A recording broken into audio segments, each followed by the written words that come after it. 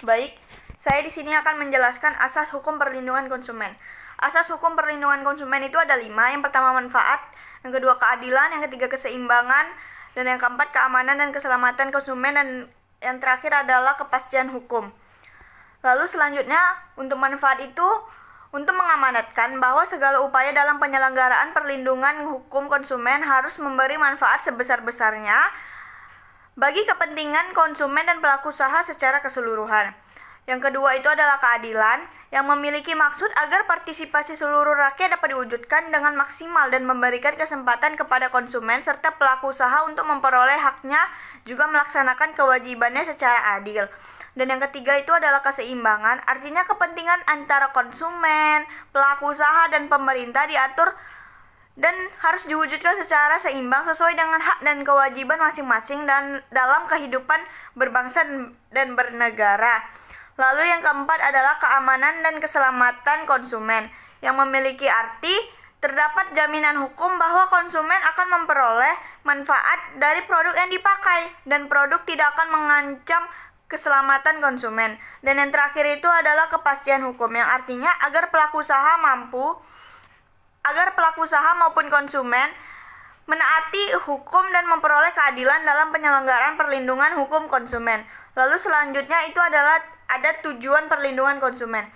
Tujuan perlindungan konsumen itu yang pertama meningkatkan kesadaran, kemampuan, dan kemandirian konsumen dan melindungi diri mereka sendiri. Yang kedua, mempromosikan martabat konsumen dengan menghindarinya dari akses negatif ke penggunaan barang dan jasa. Yang ketiga itu meningkatkan perbedaan konsumen dalam pilihan, keputusan, dan tuntutan akan hak konsumen yang berbeda. Lalu yang keempat, menciptakan sistem perlindungan konsumen yang mencangkup unsur kepastian hukum, keterbukaan informasi, dan akses untuk mendapatkan informasi. Dan yang kelima itu adalah tingkatkan kesadaran perusahaan agar pentingnya perlindungan konsumen dan kembangkan sikap yang sangat jujur dan bertanggung jawab dalam melakukan bisnis.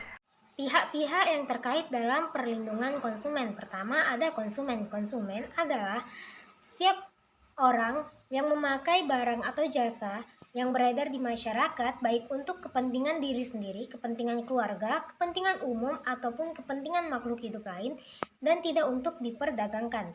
2. Pelaku usaha. Pelaku usaha adalah setiap orang, perseorangan, atau badan usaha yang berbentuk badan hukum maupun yang tidak berbentuk badan hukum yang berkedudukan melakukan kegiatan dalam wilayah negara Republik Indonesia, baik sendiri maupun bersama-sama melalui perjanjian menyelenggarakan kegiatan usaha dalam berbagai bidang ekonomi. Upaya hukum apabila terjadi sengketa antara konsumen dan pelaku usaha. Di Indonesia, ada beberapa dasar hukum yang menjadikan seorang konsumen dapat mengajukan perlindungan. Pertama, menurut Undang-Undang Perlindungan Konsumen Nomor 8 Tahun 1999 tentang Perlindungan Konsumen Republik Indonesia, menjelaskan bahwa hak konsumen diantaranya adalah hak atas kenyamanan, keamanan, dan keselamatan yang mengkonsumsi barang atau jasa. Kedua, ada UU Nomor 5 Tahun 1999 tentang larangan praktek monopoli dan persaingan usaha tidak sehat, yaitu mengenai pertama monopoli, praktek monopoli, pemutusan kekuatan monopoli, atau pemusatan kekuatan ekonomi, PP Nomor 58 Tahun 2001 tentang pembinaan, pengawasan, dan penyelenggaraan perlindungan konsumen, Surat Edaran Dirjen Perdagangan Dalam Negeri Nomor 235/DJPDN/2007 tentang penanganan pengaduan konsumen yang ditujukan kepada seluruh dinas Indakprok kabupaten atau kota. Surat Edaran Direktur Jenderal Perdagangan Dalam Negeri Nomor 795/DN/SE/12/2005 tentang pedoman pelayanan pengaduan konsumen.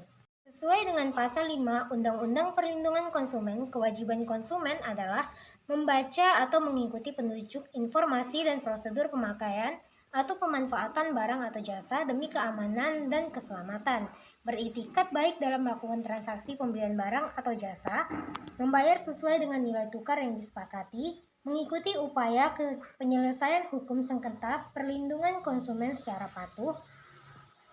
Adapun kewajiban pelaku usaha dalam pasal 7 UU PK adalah sebagai berikut. Pertama, beritikat baik dalam melakukan kegiatan usahanya, memberikan informasi yang benar, jelas, dan jujur mengenai kondisi dan jaminan barang atau jasa, memperlakukan atau melayani konsumen secara baik dan benar serta jujur dan tidak diskriminatif, menjamin mutu barang dan jasa yang diproduksi dan atau diperdagangkan, memberi kesempatan kepada konsumen untuk menguji atau mencoba barang atau jasa yang dijual, serta memberi jaminan atau garansi barang dan yang dibuat untuk diperdagangkan, serta memberi kompensasi. Ketentuan percantuman klausa baku dalam hukum perlindungan konsumen. Klausa baku adalah setiap aturan atau syarat-syarat yang harus dipenuhi oleh konsumen dan dituangkan dalam bentuk dokumen atau janji-janji tertentu. Biasanya klausa baku ini merugikan konsumen. Klausa baku ini kalau tidak dipenuhi oleh konsumen, biasanya konsumen tidak akan mendapatkan jasa ataupun barang tertentu yang diinginkan. Pengaturan percantuman klausa baku dalam UU PK atau Undang-Undang Perlindungan Konsumen. Di pasal 18 ayat 1 dan 2 menyatakan bahwa menginginkan terciptanya keseimbangan antara konsumen dan pelaku usaha.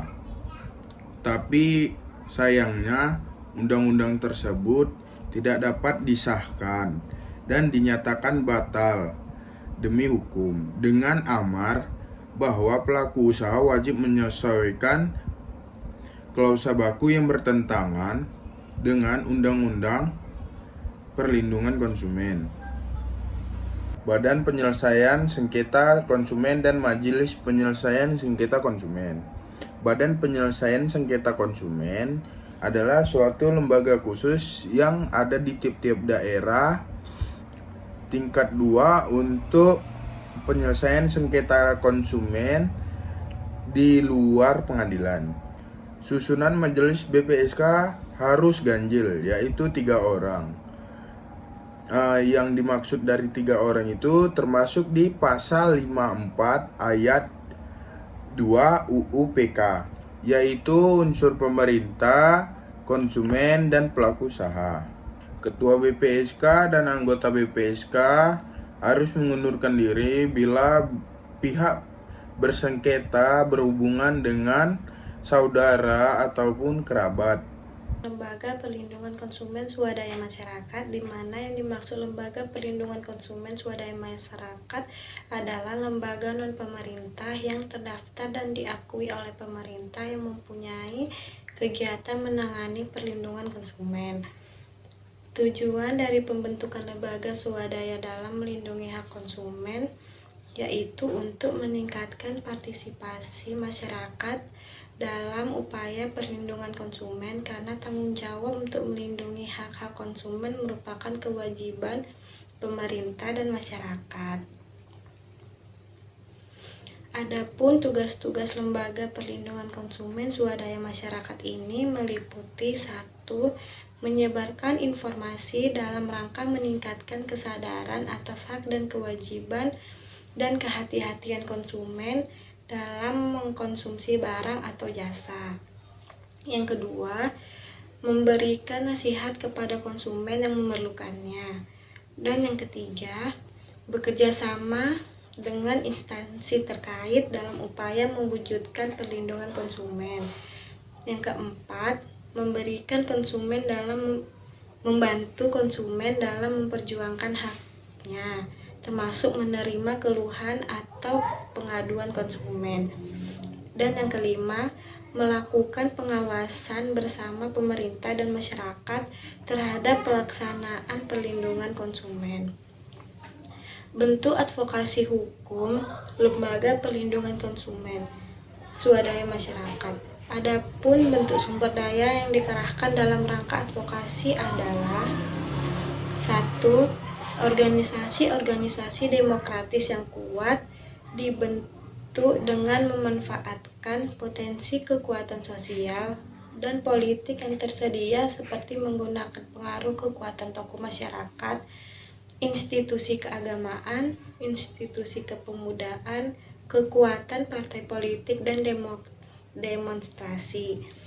Yang kedua, organisasi akar rumput yang kuat dan pemberian pendidikan serta pemberdayaan untuk meningkatkan kesadaran politik masyarakat sehingga dapat menjadi pembela-pembela yang efektif. Dan yang ketiga, penggunaan mekanisme formal institusi hukum dan struktur administrasi yang ada seperti kepolisian, kejaksaan, dan pengadilan. Sekianlah penjelasan dari saya. Terima kasih. Perlindungan konsumen. Perlindungan hukum bagi konsumen adalah suatu masalah yang besar dengan persaingan global yang terus berkembang. Badan Penyelesaian Perlindungan Hukum bagi Konsumen adalah suatu masalah yang besar dengan persaingan global yang terus berkembang. Badan Penyelesaian merupakan suatu lembaga khusus yang dibentuk pemerintah di tiap-tiap daerah tingkat 2 untuk penyelesaian sengketa konsumen di luar pengadilan. Eksistensi Badan Penyelesaian Sengketa Konsumen dalam menyelesaikan sengketa konsumen di Indonesia. Perkembangan era digital seperti sekarang ini telah merubah tatanan dalam banyak aspek kehidupan termasuk kegiatan ekonomi. Tanggung jawab pelaku usaha. Pengertian pelaku usaha. Dalam pasal 1 ayat 3 Undang-Undang Perlindungan Konsumen, yaitu pelaku usaha adalah setiap orang perseorangan atau badan usaha, baik yang berbentuk badan hukum maupun bukan badan hukum, yang didirikan dan berkedudukan dan melakukan kegiatan dalam wilayah hukum negara RE, baik sendiri maupun bersama-sama melalui perjanjian menyelenggarakan kegiatan usaha dalam berbagai bidang ekonomi. Hak dan kewajiban pelaku usaha. Yang pertama, hak pelaku usaha untuk menciptakan kenyamanan berusaha bagi para pelaku usaha dan sebagai keseimbangan atas hak-hak yang diberikan kepada konsumen.